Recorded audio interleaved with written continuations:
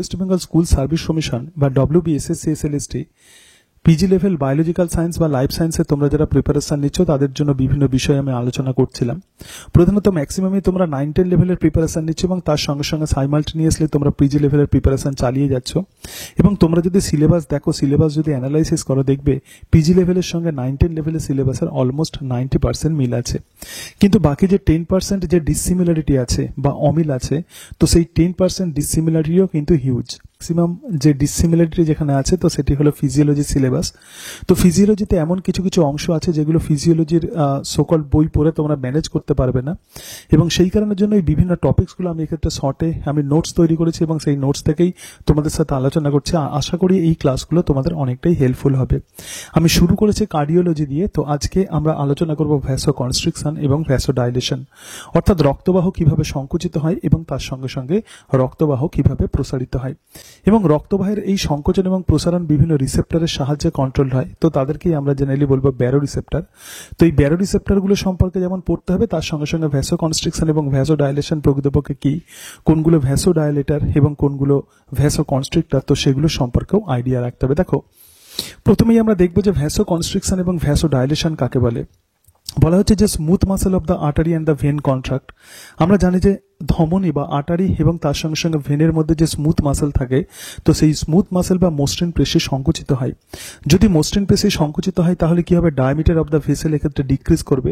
তার মানে ভেসেলসের যে ডায়ামিটার আছে সেই ডায়ামিটার ছোট হয়ে যাবে, এবং এই ঘটনাকেই আমরা বলবো ভ্যাসো কনস্ট্রিকশন। এবং তার সঙ্গে সঙ্গে ভেসেলসের মধ্যে যে প্রেসার আছে, তো সেই প্রেসার কিন্তু ইনক্রিজ করবে। এবং এই জায়গাতে দেখো, smooth muscle of the artery and vein যদি রিল্যাক্স হয়, অর্থাৎ আর্টারি এবং ভেনের যে স্মুথ মাসেল আছে সেটা যদি রিল্যাক্স হয়ে যায়, তাহলে ডায়ামিটার অফ দ্য ভেসেল এক্ষেত্রে ইনক্রিজ করবে এবং প্রেসার কিন্তু ওই আর্টারি এবং ভেনের মধ্যে ডিক্রিজ করবে। সুতরাং ভ্যাসো কনস্ট্রিকশনের মধ্য দিয়ে ব্লাড প্রেসার এক্ষেত্রে বাড়বে, আর ভ্যাসো ডাইলেশন যদি হয় তাহলে কিন্তু ভেসেলসের মধ্যে ব্লাড প্রেসার কমবে। এই আইডিয়া কিন্তু অবশ্যই মাথায় রাখতে হবে। এরপরেই দেখো, vascular smooth muscle supplied by sympathetic nerve fibre, অর্থাৎ এই যে ভাস্কুলার যে স্মুথ মাসেল, অর্থাৎ আর্টারি এবং ভেনের যে স্মুথ মাসেলস আছে এবং এই স্মুথ মাসেলে সিম্প্যাথেটিক নার্ভ ফাইবার গেছে। আমরা জানি যে আমরা যদি নার্ভাস সিস্টেমকে যদি আমরা ডিফারেন্ট ক্যাটাগরিতে ভাগ করি, নার্ভাস সিস্টেম প্রধানত সেন্ট্রাল নার্ভাস সিস্টেম এবং পেরিফেরাল নার্ভাস সিস্টেম। আবার পেরিফেরাল নার্ভাস সিস্টেম দুই ধরনের হয়, একটি সোম্যাটিক এবং আর একটা অটোনমিক। অটোনমিক নার্ভাস সিস্টেম আবার দুই ধরনের হবে, সিম্প্যাথেটিক এবং তার সঙ্গে সঙ্গে প্যারাসিম্প্যাথেটিক। এবং এই যে সিম্প্যাথেটিক নার্ভ ফাইবারই প্রধানত স্মুথ মাসেলসের মধ্যে যায়, কিন্তু ব্লাড ভেসেলস বা আর্টারি এবং ভেনের মধ্যে প্যারাসিম্প্যাথেটিক নার্ভাস ফাইবারও গেছে, কিন্তু সেই প্যারাসিম্প্যাথেটিক নার্ভ ফাইবারের পরিমাণ জেনারেলি কম, এবং সেই কারণের জন্য প্যারাসিম্প্যাথেটিক নার্ভ ফাইবারকে প্রধানত ভ্যাসো কনস্ট্রিকশন এবং ভ্যাসো ডাইলেশনে কনসিডার করা হয় না। সুতরাং vascular smooth muscle supplied by sympathetic nerve fibre এবং sympathetic nerve fibre leads to vasoconstriction. মানে সিম্প্যাথেটিক নার্ভ ফাইবার এক্ষেত্রে যখন অ্যাক্টিভেটেড হয় তখন ব্লাড ভেসেলস কি হবে, সংকুচিত হবে, মানে এক্ষেত্রে ভ্যাসো কনস্ট্রিকশন হবে। সো দ্য ব্লাড ফ্লো এক্ষেত্রে ডিক্রিজ করবে ইন স্পেসিফিক অর্গান যেমন স্কিন। তাহলে যদি ভ্যাসো কনস্ট্রিকশন যদি হয়, মানে ব্লাড ভেসেলস যদি কোনোভাবে সংকুচিত হয়, তার মানে কি হবে, তার মানে হচ্ছে যে ব্লাড ভেসেলস এর মধ্যে যে ব্লাড যাচ্ছে, তো সেই ব্লাড ফ্লো কিন্তু ক্ষেত্রে কমে যাবে। এবং ব্লাড ফ্লো যদি কমে যায়, যেমন বিভিন্ন অর্গানস এর মধ্যে ব্লাড ফ্লো কমে যাবে, যেমন স্কিনেতে যদি ব্লাড ফ্লো কমে যায়, so this situation occurs in cold environment. দেখো, আমরা তো হোমিওথার্মিক এনিম্যাল, অর্থাৎ আমাদের বডি টেম্পারেচার কিন্তু সবসময় কনস্ট্যান্ট থাকে, এবং সেই কারণের জন্যই আমাদেরকে হোমিওথার্মিক এনিম্যালস বলা হয়। যখন কোল্ড এনভায়রনমেন্ট হয়, তো সেই কোল্ড এনভায়রনমেন্টে কিন্তু আমাদের ইন্টারনাল বডি টেম্পারেচার এক্ষেত্রে কিন্তু কন্ট্রোল থাকে, মানে কনস্ট্যান্ট থাকে। তো এক্ষেত্রে প্রধানত 98.6 ডিগ্রি ফারেনহাইট বা 37 ডিগ্রি সেন্টিগ্রেড এটা হচ্ছে আমাদের নর্মাল বডি টেম্পারেচার।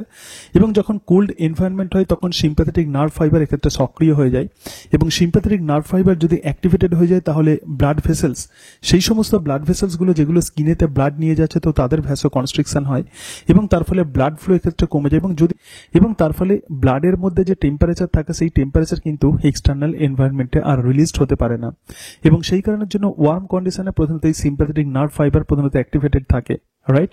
তো এইভাবে আমাদের বডি টেম্পারেচার রেগুলেটেড হয়। কিন্তু যদি কোনোভাবে হট এনভায়রনমেন্ট হয় তখন কি হবে, তখন ভ্যাসো ডাইলেশন হবে, অর্থাৎ স্কিনেতে যে সমস্ত ব্লাড ভেসেলস ব্লাড নিয়ে যাচ্ছে তো তাদের ভ্যাসো ডাইলেশন হবে, এবং তার ফলে ইন্টারনাল যে সমস্ত ব্লাড আছে তাদের মধ্যে প্রচুর পরিমাণে টেম্পারেচার প্রধানত স্টোর থাকে, তো সেই ব্লাড এবার কি হবে, সেই ব্লাড এবার স্কিনে চলে আসবে এবং স্কিনেতে ব্লাড যখন এসে যায় তো ব্লাড থেকে টেম্পারেচার প্রথমত এনভায়রনমেন্টে রিলিজড হবে এবং তার ফলে আমাদের বডি টেম্পারেচার রেগুলেটেড থাকে। ঠিক আছে, তো এই অংশগুলো প্রধানত আমাদের মাথায় রাখতে হবে, অর্থাৎ ভ্যাসোকনস্ট্রিকশন এবং ভ্যাসোডাইলেশনের এটা এক্সাম্পল। এরপরে দেখো কিছু কিছু কেমিক্যালস আছে যেগুলো ভ্যাসোকনস্ট্রিক্টর হিসেবে কাজ করে, মানে যারা রক্তবাহকে সংকুচিত করে, যেমন ইউরেটেনসিন 2। তো urotensin 2 increase hypertension and the heart failure. এর পরিমাণ কখন বেড়ে যাবে? যখন হাইপারটেনশন হয় এবং হার্ট ফেল হয় তখন এই ইউরেটেনসিন 2 এর পরিমাণ বেড়ে যায়। এবং তার সঙ্গে সঙ্গে এন্ডোথেলিন আছে এবং ভ্যাসোপ্রেসিন আছে, এগুলো সব ভ্যাসোকনস্ট্রিক্টর হিসেবে কাজ করে।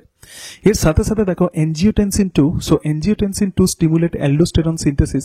অ্যালডোস্টেরন সিনথেসিসের পরিমাণ এরা বাড়িয়ে দেবে এবং তার সঙ্গে সঙ্গে এপিনেফ্রিন এবং নরএপিনেফ্রিনের সিক্রেশনও বাড়িয়ে দেবে এবং প্রক্সিমাল কনভলিউটেড টিউবেল থেকে সোডিয়ামের রিঅ্যাবসর্পশন ঘটায়।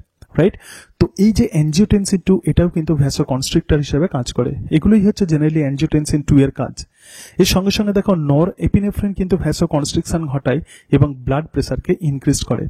তো এই যে কেমিক্যালস গুলো, তো এগুলোই জেনারেলি ভ্যাসোকনস্ট্রিক্টর। তোমাদেরকে মাথায় রাখতে হবে যে ভ্যাসোকনস্ট্রিক্টর কারা, অনেক সময় এখান থেকে কোয়েশ্চেন্স দেওয়া হয়। তো যেগুলো প্রধানত রক্তবাহকে প্রসারিত করে তো তাদেরকেই বলা হয় ভ্যাসোডাইলেটর, যেমন ক্যালসিটোনিন জিন রিলেটেড পেপটাইড বা CGRP present in the parafollicular cell of the thyroid. তার মানে থাইরয়েডের মধ্যে আমরা জানি যে অসংখ্য থাইরয়েড গ্লোবিউল থাকে এবং তার মধ্যে ফলিকুলার সেল থাকে।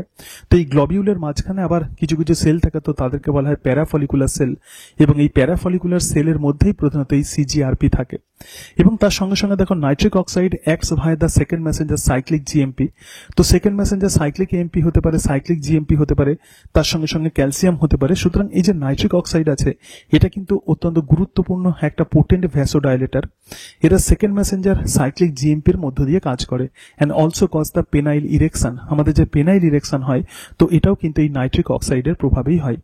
এবং কাইনিনও কিন্তু এক রকমের ভ্যাসোডাইলেটর। দেখো কাইনিন ডিফারেন্ট টাইপের হতে পারে।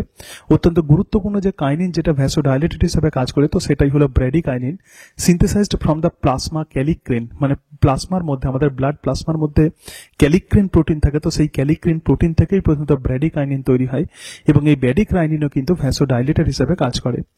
এর সঙ্গে সঙ্গে দেখো এই যে ভ্যাসোডাইলেটর আছে বা ব্র্যাডিকাইনিন আছে, it is degraded by ACE বা এনজিওটেনসিন কনভার্টিং এনজাইমের সাহায্যে এই ব্র্যাডিকাইনিন নষ্ট হয়ে যায়। এর সঙ্গে সঙ্গে আরো একটি ভ্যাসোডাইলেটর আছে, তো সেটি হচ্ছে এপিনেফ্রিন। তো এপিনেফ্রিন দেখো when acts via the B2 receptor in liver and the skeletal muscle it is the vasodilator, but when acts via the alpha 1 receptor it is the vasoconstrictor। তার মানে এই এপিনেফ্রিন প্রধানত দুটো রিসেপ্টরের থ্রু দিয়ে কাজ করে। যখন আলফা 1 রিসেপ্টরের সঙ্গে যুক্ত হয় তখন এটা ভ্যাসোকনস্ট্রিক্টর হিসেবে কাজ করে এবং তার ফলে এটা ব্লাড প্রেসার বাড়িয়ে দেয় ভেসেলস এর মধ্যে। আবার যখন বিটা 2 রিসেপ্টরের থ্রু দিয়ে কাজ করে, যেটা লিভার এবং স্কেলিটাল মাসেলে থাকে, তখন এরা কিন্তু ভ্যাসোডাইলেটর হিসেবে কাজ করে। তো এগুলোই হচ্ছে জেনারেলি আমাদের ভ্যাসোকনস্ট্রিকশন এবং ভ্যাসোডাইলেশনের প্রধানত কিছু ইম্পর্টেন্ট ইনফরমেশন। তাহলে এই জায়গাতে তোমাদের যেটা পড়তে হবে যে ভ্যাসোকনস্ট্রিকশন কাকে বলে, ভ্যাসোডাইলেশন কাকে বলে, এবং ভ্যাসোকনস্ট্রিকশন এবং ভ্যাসোডাইলেশন কিভাবে আমাদের বডি টেম্পারেচারকে রেগুলেট করে, এবং কিছু ভ্যাসোকনস্ট্রিক্টর এবং কিছু ভ্যাসোডাইলেটরের এক্সাম্পল আমাদেরকে জানতে হবে। এর সঙ্গে সঙ্গে আমরা আরো কিছু ইনফরমেশন নিয়ে নেব।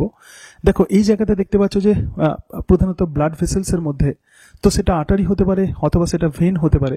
তো এই জায়গাতে সিম্প্যাথেটিক নার্ভাস সিস্টেম প্রধানত সাপ্লাই হয়েছে এবং এই সিম্প্যাথেটিক নার্ভাস সিস্টেম যখন অ্যাক্টিভেটেড হয় তখন ভ্যাসোকনস্ট্রিকশন হয়। দেখো ব্লাড ভেসেলস এর ডায়ামিটার এক্ষেত্রে কমে যাচ্ছে, তার মানে এটা হচ্ছে ভ্যাসোকনস্ট্রিকশন।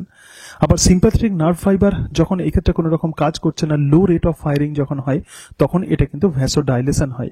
সুতরাং sympathetic nerve fibre is very very important nervous সিস্টেমের একটা অত্যন্ত গুরুত্বপূর্ণ অংশ, যেটা ভ্যাসোডাইলেটর এবং ভ্যাসোকনস্ট্রিক্টর হিসেবে কাজ করে।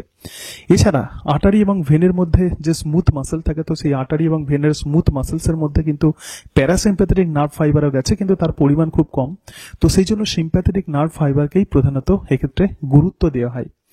তো এবার আমরা যেটা দেখবো যে ডিফারেন্ট টাইপের ব্যারো রিসেপ্টর, এই ব্যারো রিসেপ্টরের কনসেপ্টটা কিন্তু আমাদেরকে রাখতে হবে। দেখো ব্যারো রিসেপ্টর হচ্ছে stretch receptor can sense the pressure, অর্থাৎ রক্তবাহের মধ্যে প্রেসার বাড়ছে নাকি কমছে, তো সেগুলো প্রধানত সেন্স করতে পারে এই barrow receptor. Activated during increase blood pressure and deactivated when the blood pressure decrease. তো ভ্যাসোকনস্ট্রিকশনে আমরা দেখেছিলাম যে ব্লাড প্রেসার বেড়ে যায়। তো যখন ভ্যাসোকনস্ট্রিকশন হয় তখন যখন ব্লাড প্রেসার বেড়ে যায় ভেসেলস এর মধ্যে, তখন কিন্তু এই ব্যারো রিসেপ্টর কিন্তু অ্যাক্টিভেটেড হয়ে যায়। আবার যখন ভ্যাসোডাইলেশন হয় তখন এরা কিন্তু ডিঅ্যাক্টিভেটেড হয়ে যায়। যদি কোনোভাবে ব্লাড প্রেসার যদি কমে যায়, so this will cause the deactivation of the baro reflex. তারপরে ব্যারো রিফ্লেক্স আর কাজ করতে পারে না এবং সিম্প্যাথেটিক নার্ভাস সিস্টেম তখন এক্ষেত্রে অ্যাক্টিভেটেড হয়ে যায়, ঠিক আছে, এবং প্যারাসিম্প্যাথেটিক নার্ভাস সিস্টেম তখন তার ফাংশনকে কমিয়ে দেয়। So this will prevent the fall of blood pressure. তার মানে ব্লাড প্রেসার যখন কমে তখন কি হবে, সিম্প্যাথেটিক নার্ভাস সিস্টেম এক্ষেত্রে অ্যাক্টিভেটেড হবে আর প্যারাসিম্প্যাথেটিক নার্ভাস সিস্টেম এক্ষেত্রে ইনঅ্যাক্টিভেটেড হবে এবং তার ফলে prevent the fall of blood pressure. আমরা কি দেখেছিলাম যে প্যারাসিম্প্যাথেটিক নার্ভাস সিস্টেম প্রধানত ভ্যাসোকনস্ট্রিকশন ঘটায় এবং যদি ভ্যাসোকনস্ট্রিকশন হয় তাহলে ব্লাড প্রেসার বেড়ে যায়। তাহলে ব্লাড প্রেসার যখন কমবে তখন কে অ্যাক্টিভেটেড হবে, সিম্প্যাথেটিক নার্ভাস সিস্টেম, রাইট। এরপরে দেখো যদি কোনোভাবে ব্লাড প্রেসার যদি বেড়ে যায় তখন ব্যারো রিফ্লেক্স তখন এক্ষেত্রে অ্যাক্টিভেটেড হবে এবং সিম্প্যাথেটিক নার্ভাস সিস্টেম তখন এক্ষেত্রে কিন্তু তার ফায়ারিং লেভেল কমিয়ে দেবে, মানে সেটা ইনঅ্যাক্টিভেটেড হয়ে যাবে। So excite the vagus nerve to the heart, মানে হার্টের মধ্যে যে ভেগাস নার্ভ আছে 10 নম্বর ক্রেনিয়াল নার্ভ আছে সেটা হার্টেতে চলে যাবে এবং তার ফলে ব্লাড প্রেসার কমিয়ে দিয়ে ব্লাড প্রেসারকে নর্মাল কন্ডিশনে নিয়ে চলে আসবে। অর্থাৎ এই জায়গাটা আমরা দেখছি যে আর্টারি এবং ভেনের মধ্যে যে সমস্ত ব্যারো রিসেপ্টর যেগুলো আছে সেগুলো সেন্স করতে পারে যে ব্লাড প্রেসার কমছে নাকি ব্লাড প্রেসার বাড়ছে এবং সেই অনুযায়ী তারা কিন্তু ব্যারো রিফ্লেক্স তৈরি করে এবং সিম্প্যাথেটিক নার্ভাস সিস্টেমকে অ্যাক্টিভেট এবং অথবা ইনঅ্যাক্টিভেট করে। এবং result of the baro reflex, তো এই ব্যারো রিফ্লেক্স কি কি ঘটনা ঘটায় দেখো, এটা ভ্যাসোডাইলেশন করতে পারে, ভ্যাসোকনস্ট্রিকশন করতে পারে, অর্থাৎ যখন ব্লাড প্রেসার যখন কমে যায় তখন এটা ভ্যাসোকনস্ট্রিকশন করে, আবার যখন ব্লাড প্রেসার যখন বেড়ে যায় তখন এই ব্যারো রিফ্লেক্স ভ্যাসোডাইলেশন করে এবং ব্রেডিকার্ডিয়া এবং তার সঙ্গে সঙ্গে decrease the cardiac output. So this are the result of barrow receptor. এবং এই সমস্ত ফাংশনগুলো কন্ট্রোল হচ্ছে কিভাবে, যে ব্যারো যে রিসেপ্টর আছে তো সেই ব্যারো রিসেপ্টর যেমন ক্যারোটিড বডি এবং অ্যাওটিক সাইনাস ব্যারো রিসেপ্টর প্রধানত এই সমস্ত ব্যারো রিফ্লেক্সকে কন্ট্রোল করে। অ্যাট্রিয়াল এবং পালমোনারি আর্টারি যে ব্যারো রিসেপ্টর আছে তো এদেরকে বলা হয় লো প্রেসার রিসেপ্টর, এদেরকে লো প্রেসার রিসেপ্টরও বলা হয়। এবং 2 types of atrial stretch receptor আমরা পাই, অর্থাৎ অ্যাট্রিয়ামের মধ্যে মানে অলিন্দের মধ্যে 2 ধরনের স্ট্রেচ রিসেপ্টর থাকে।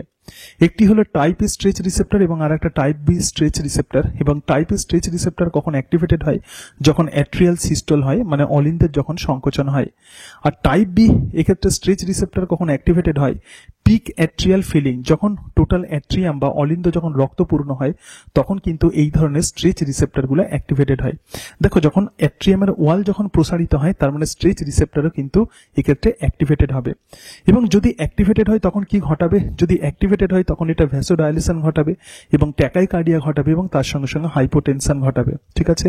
তো এগুলো হচ্ছে প্রধানত আমাদের যে অ্যাট্রিয়াল যে ব্যারো রিসেপ্টর আছে তো এগুলো হচ্ছে তার রেজাল্ট, তার ফাংশনের রেজাল্ট, ঠিক আছে। এবং তার সঙ্গে সঙ্গে দেখো response to the blood pressure change due to the blood volume increase, অর্থাৎ এই যে অ্যাট্রিয়াল এবং পালমোনারি যে আর্টারি যে ব্যারো রিসেপ্টর আছে এরা প্রধানত ব্লাড প্রেসার চেঞ্জ এর সঙ্গে এরা প্রধানত রিলেটেড।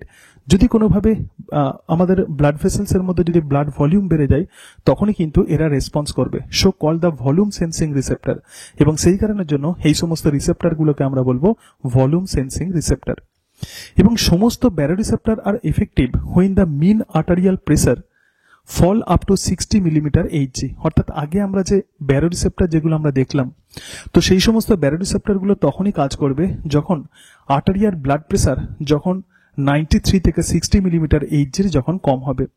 এবং chemo receptor effective below the 60 millimetre Hg, অর্থাৎ আর্টারির মধ্যে প্রেসার যখন 60 মিলিমিটার এইচজির যখন কম হবে তখনই কিন্তু কেমো রিসেপ্টর কাজ করবে। সুতরাং কেমো রিসেপ্টর এবার কিভাবে কাজ করে দেখো, কেমো রিসেপ্টর হচ্ছে অ্যাক্টিভেটেড হোয়েন অক্সিজেন ল্যাক মানে পার্সিয়াল অক্সিজেন প্রেসার যখন কম হবে এবং কার্বন ডাইঅক্সাইডের পরিমাণ যখন বেশি হবে মানে পার্সিয়াল কার্বন ডাইঅক্সাইডের পরিমাণ যখন আর্টারিতে যখন বেশি হবে এবং পিএইচ যখন কম হবে এবং হাইপোটেনশন যখন হবে, so this will cause the chemo reflex via vasomotor centre, ঠিক আছে। এবং এর ফলে কি হবে, যদি ভ্যাসোমোটর সেন্টার যদি অ্যাক্টিভেটেড হয় তাহলে ভ্যাসোকনস্ট্রিকশন হবে এবং ট্যাকাইকার্ডিয়া হবে এবং তার সঙ্গে সঙ্গে ব্লাড প্রেসার ইনক্রিজড হবে, রাইট। তো ভ্যাসোকনস্ট্রিকশন এবং ভ্যাসোডাইলেশনের সঙ্গে রিলেটেড এই সমস্ত রিসেপ্টরগুলো সম্পর্কেও কিন্তু তোমাদেরকে আইডিয়া রাখতে হবে। তাহলে দেখো যে রিসেপ্টর যেগুলো আমরা দেখছি তো যেগুলো প্রধানত ব্লাড প্রেসারকে কন্ট্রোল করে তো সেগুলো হতে পারে ব্যারো রিসেপ্টর হতে পারে, তার সঙ্গে সঙ্গে সেটা হতে পারে অ্যাট্রিয়াল এবং পালমোনারি আর্টারি ব্যারো রিসেপ্টর। তাহলে নর্মাল যে ব্যারো রিসেপ্টর যেগুলো প্রধানত কাজ করে সেগুলো 93 মিলিমিটার এইচজি থেকে যখন 60 মিলিমিটার এইচজি পর্যন্ত আর্টারিয়াল ব্লাড প্রেসার যখন নেমে যায় 93 মিলিমিটার এইচজি থেকে 60 মিলিমিটার এইচজিতে, তো তখন জেনারেল এই ব্যারো রিসেপ্টর গুলো কাজ করে। আর যখন 60 মিলিমিটার এইচজির যখন কম হয়ে যায় তো তখন কিন্তু কেমো রিসেপ্টর কাজ করে, এবং তার থেকেও যদি কম হয়ে যায় তখন কিন্তু প্রকৃতপক্ষে এই অ্যাট্রিয়াল এবং তার সঙ্গে সঙ্গে পালমোনারি ব্যারো রিসেপ্টর গুলো জেনারেলি কাজ করে। তো এইভাবেই ভ্যাসো কনস্ট্রিকশন এবং ভ্যাসো ডাইলেশনের মধ্য দিয়ে প্রধানত আমাদের ব্লাড প্রেসার কন্ট্রোল হয়। তো আরেকবার বলছি যে ভ্যাসো কনস্ট্রিকশন জেনারেলি কি, মেন অংশটা একটুখানি বুঝে নাও। প্রধানত আমাদের যে ব্লাড ভেসেলস আছে সেটা আর্টারি হতে পারে অথবা ভেন হতে পারে। তো তার মধ্যে স্মুথ মাসেলস থাকে এবং স্মুথ মাসেলস প্রধানত ইনারভেটেড থাকে সিম্প্যাথেটিক নার্ভ ফাইবার দিয়ে। যদি এই সিম্প্যাথেটিক নার্ভ ফাইবার যদি অ্যাক্টিভেটেড হয়ে যায় তাহলে এই ব্লাড ভেসেলস এর ডায়ামিটার কমে যায় এবং তাকেই বলে ভ্যাসো কনস্ট্রিকশন, এবং তার ফলে ব্লাড ভেসেলস এর মধ্যে কিন্তু প্রেসার কিন্তু বেড়ে যায়। আবার যদি এই সিম্প্যাথেটিক নার্ভ ফাইবারগুলো যদি কোনোভাবে ইনঅ্যাক্টিভেটেড হয়ে যায় তখন কিন্তু ব্লাড ভেসেলস এর ডায়ামিটার বেড়ে যায় এবং তাকেই বলা হয় ভ্যাসো ডাইলেশন। সুতরাং এটাই হচ্ছে ভ্যাসো কনস্ট্রিকশন এবং ভ্যাসো ডাইলেশনের কনসেপ্ট। তো তোমাদের হয়তো মনে হতে পারে যে স্যার লিঙ্ক নেই মনে হয় ভিডিওটার, এক একটা পোর্শন আপনি বলছেন কিন্তু আর একটা অংশে যেন লিঙ্ক নেই। কিন্তু ঘটনা হচ্ছে যে যেহেতু ভ্যাসো কনস্ট্রিকশন এবং ভ্যাসো ডাইলেশন একটা হিউজ টপিকস, যে অংশগুলো কেবলমাত্র ইম্পর্টেন্ট তো সেই অংশগুলোই আমি তোমাদেরকে বললাম, এগুলোই কিন্তু তোমাদেরকে বুঝতে হবে, ঠিক আছে? তো সেই কারণের জন্য এরকম হয়তো মনে হতে পারে। এবার একটু এমসিকিউ আলোচনা করি, তাহলে টোটাল বিষয়টা তোমাদের কাছে ক্লিয়ার হয়ে যাবে। দেখো কোয়েশ্চেন নাম্বার 1 বলছে যে ব্যারো রিসেপ্টরস আর option A carotid body, option B carotid sinus, option C হচ্ছে অ্যাওটিক বডি এবং অপশন ডি হচ্ছে নান। তো এক্ষেত্রে কারেক্ট যে অপশন হবে তো সেটি হচ্ছে ক্যারোটিড সাইনাস। দেখো ক্যারোটিড বডিও ব্যারো রিসেপ্টর নয়, আবার অ্যাওটিক বডিও ব্যারো রিসেপ্টর নয়। এক্ষেত্রে যেটা কারেক্ট অপশন হবে সেটা হচ্ছে অপশন বি। এরপরে দেখো detectable fall in the blood pressure occur in, তার মানে ব্লাড প্রেসার যদি কোনোভাবে কমে যায়, detectable fall in the blood pressure occur in sympathetic stimulation. Sympathetic stimulation যদি হয় তাহলে কি ব্লাড প্রেসার কমবে না বাড়বে? অবভিয়াসলি বাড়বে, সুতরাং এটা হবে না। Inhibition of the vasomotor centre, option C বলছে activation of the vasomotor centre, option D বলছে stimulation of the vagus pressure. এক্ষেত্রে যেটা কারেক্ট অপশন হবে তো সেটাই হচ্ছে inhibition of the vasomotor centre. তো ভ্যাসোমোটর সেন্টার যদি কোনোভাবে ইনঅ্যাক্টিভেটেড হয়ে যায় তাহলে কিন্তু আমাদের ব্লাড প্রেসার কমে যাবে। এরপরে দেখো bilateral cutting of the vagus nerve cause, মানে ভেগাস নার্ভকে আমরা যদি দুদিক থেকে যদি আমরা কাটিং করে দিই তাহলে কি হবে? ডিক্রিজ হার্ট রেট, মানে হার্ট রেট কমে যাবে। ডিক্রিজ রেসপিরেটরি রেট, মানে রেসপিরেটরি রেট কমে যাবে। অপশন সি বলছে ইনক্রিজ হার্ট রেট, মানে হার্ট রেট বেড়ে যাবে, এবং অপশন ডি হচ্ছে ব্লাড প্রেসার কমে যাবে। তো এক্ষেত্রে কারেক্ট যে অপশন হবে সেটা হচ্ছে option C, that is heart rate কিন্তু এক্ষেত্রে বেড়ে যাবে। এরপরে দেখো 4 নম্বর question, baroreceptor regulate the blood pressure in the range of. তো ব্যারো রিসেপ্টর তার প্রধানত কত রেঞ্জের মধ্যে ব্লাড প্রেসারকে রেগুলেট করে? আমরা দেখলাম যে ডিফারেন্ট টাইপের রিসেপ্টর থাকে, যেমন ব্যারো রিসেপ্টর থাকে, কেমো রিসেপ্টর থাকে, তার সঙ্গে সঙ্গে অ্যাট্রিয়াল এবং পালমোনারি ব্যারো রিসেপ্টর থাকে। তো নর্মাল যে ব্যারো রিসেপ্টর যেগুলো প্রধানত অ্যাওটিক আর্চের মধ্যে থাকে, তো সেই সমস্ত ব্যারো রিসেপ্টর গুলো ব্লাড প্রেসারকে কত রেঞ্জের মধ্যে কন্ট্রোল করতে পারে? অপশন এ 50 থেকে 80 মিলিমিটার এইচজি, অপশন বি হচ্ছে 70 থেকে 150 মিলিমিটার এইচজি, অপশন সি 100 থেকে 200 মিলিমিটার এইচজি, এবং option D all blood pressure level. তো ক্ষেত্রে কারেক্ট যে অপশন হবে সেটা হচ্ছে 70 থেকে 150 millimetre Hg, right? Next question number 5, mechanism of the action of nitric oxide through. তো নাইট্রিক অক্সাইড প্রধানত কোন সেকেন্ড মেসেঞ্জারের থ্রু দিয়ে কাজ করে? Option A cyclic GMP, option B cyclic AMP, option C calcium, এবং অপশন ডি হচ্ছে tyrosine. তো এই জায়গাতে দেখো যে সাইক্লিক এমপি আছে, এটা কিন্তু এটিপি থেকে তৈরি হয়। প্রধানত অ্যাডিনাইলিল সাইক্লেস এটা অ্যাক্টিভেটেড হয় 7 স্প্যানিং রিসেপ্টরের সাহায্যে। 7 স্প্যানিং রিসেপ্টর যখন অ্যাক্টিভেটেড হয়, কোনো লিগ্যান্ড যখন তার সঙ্গে বাইন্ড করে, তার ফলে অ্যাডিনাইলেট সাইক্লেস এক্ষেত্রে অ্যাক্টিভেটেড হয়, এবং সেই অ্যাডিনাইলেট সাইক্লেস এবার এটিপি থেকে সাইক্লিক এমপি তৈরি করে। এবং সাইক্লিক জিএমপিও কিন্তু এক রকমের সেকেন্ড মেসেঞ্জার। তো নাইট্রিক অক্সাইড প্রধানত এই সাইক্লিক জিএমপি থ্রু দিয়ে কাজ করে। নেক্সট কোয়েশ্চেন নাম্বার 6 আছে ভ্যাসো কনস্ট্রিকশন সিন ইন। ভ্যাসো কনস্ট্রিকশন প্রধানত কোন সময় দেখা যায়? অপশন এ বলা হচ্ছে যে উইন্টার, অপশন বি হচ্ছে সামার, অপশন সি হচ্ছে মডারেট ক্লাইমেট, এবং অপশন ডি হচ্ছে নান অফ দিস। তো এক্ষেত্রে কারেক্ট যে অপশন হবে সেটা হচ্ছে অপশন বি। কেন? This is very very important questions. দেখো ভ্যাসো কনস্ট্রিকশন যদি কোনোভাবে হয় তাহলে ব্লাড ভেসেলস এর মধ্যে প্রধানত ব্লাড ফ্লো কমে যায়, আর আমাদের কোর এনভায়রনমেন্ট থেকে, মানে আমাদের কোর বডি থেকে প্রধানত ব্লাড ভেসেলস, যে সমস্ত ব্লাড ভেসেলস গুলো স্কিনেতে ব্লাড নিয়ে যায়, তো সেই ব্লাড কিন্তু কিছুটা পরিমাণে টেম্পারেচারও ক্যারি করে। যখন কোল্ড এনভায়রনমেন্ট হয় তখন স্কিনেতে তাদের সেই সমস্ত ব্লাড ভেসেলসের ভ্যাসোডাইলেশন হয় এবং তার ফলে স্কিনেতে ব্লাডের পরিমাণ কিন্তু বেড়ে যায় এবং সেই ব্লাড থেকে টেম্পারেচার ইভাপোরেটেড হয় এবং তার ফলে আমাদের নর্মাল বডি টেম্পারেচার মেনটেন হয়। কিন্তু যখন কোল্ড এনভায়রনমেন্ট যখন থাকে তো তখন সিম্প্যাথেটিক নার্ভাস সিস্টেম অ্যাক্টিভেটেড থাকে এবং তার ফলে সেই সমস্ত ব্লাড ভেসেলসগুলোর ভ্যাসো কনস্ট্রিকশন ঘটে এবং যদি ভ্যাসো কনস্ট্রিকশন ঘটে তাহলে কিন্তু তারা আর যে সমস্ত ব্লাড ভেসেলসগুলো স্কিনেতে ব্লাড নিয়ে যায় তো তারা কিন্তু কম পরিমাণে ব্লাড স্কিনেতে নিয়ে যাবে এবং তার ফলে স্কিন থেকে হিট লসের পরিমাণও কমবে। তো সেই জন্য এক্ষেত্রে vasoconstriction is seen in during summer. তো সামারে কিন্তু ভ্যাসো কনস্ট্রিকশন হয়, অর্থাৎ এই সময় সিম্প্যাথেটিক নার্ভাস সিস্টেম অ্যাক্টিভেটেড হয়। তো এই অংশগুলোই তোমাদের ভ্যাসো কনস্ট্রিকশন এবং ভ্যাসো ডাইলেশনে পড়তে হবে। এরপর আর দুটো টপিকস আছে, একটি হচ্ছে করোনারি সার্কুলেশন এবং আর একটা সেরিব্রাল সার্কুলেশন।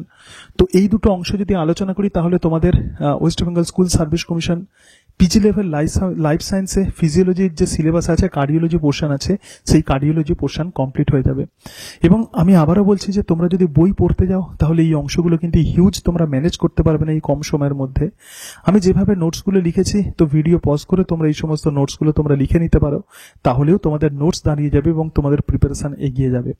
আমি চেষ্টা করব পরীক্ষার আগে এই ফিজিওলজি পোর্শন আমি তোমাদের কমপ্লিট করে দেওয়ার চেষ্টা করবে। এইভাবে নোটসগুলো করছি বলে হয়তো আমার একটু সময় লাগছে, এগুলো দেখতে পাচ্ছ যে লিখে লিখে আমাকে তৈরি করতে হচ্ছে, বিভিন্ন বই থেকে কনসাল্ট করে তৈরি করতে হচ্ছে। তো সেই কারণের জন্য ভিডিওগুলো করতে একটু সময় লাগছে, কিন্তু পরীক্ষার আগে আমি পিজির ফিজিওলজির সিলেবাস আশা করি তোমাদেরকে আমি কভার করে দিতে পারবো। এবং জুলজি আর বোটানির যে পোর্শনগুলো আছে সেগুলো তোমরা পড়ে নিতে পারবে, যে কোনো বই থেকে তোমরা সেগুলোকে ম্যানেজ করে নিতে পারবে, কিন্তু ফিজিওলজির এই পোর্শনগুলো ম্যানেজ করাটা একটু ডিফিকাল্ট। সেই জন্যই ফিজিওলজির এই অংশগুলো আমি তোমাদের সাথে আলোচনা করছি। আশা করি এই ভিডিওগুলো তোমাদের অনেকটাই হেল্পফুল হবে। আজকে তাহলে এই পর্যন্তই। পরের দিন আমরা আলোচনা করব করোনারি সার্কুলেশন এবং তার পরের ভিডিওতে আমরা সেরিব্রাল সার্কুলেশন আলোচনা করব। তার ফলে এই কার্ডিওলজি পোর্শন শেষ হয়ে যাবে। এর সাথে সাথে তোমরা আমাকে অনেকেই রিকোয়েস্ট করেছে যে স্পোর্টস ফিজিওলজি নিয়ে আলোচনা করতে, তো সেই স্পোর্টস ফিজিওলজির নোটস আমি মোটামুটি তৈরি করে ফেলেছি। তো এই কার্ডিওলজি পোর্শন শেষ হলেই আমি স্পোর্টস ফিজিওলজি সম্পর্কে আলোচনা করব। সকলে ভালো থেকো। Thank you and that's it.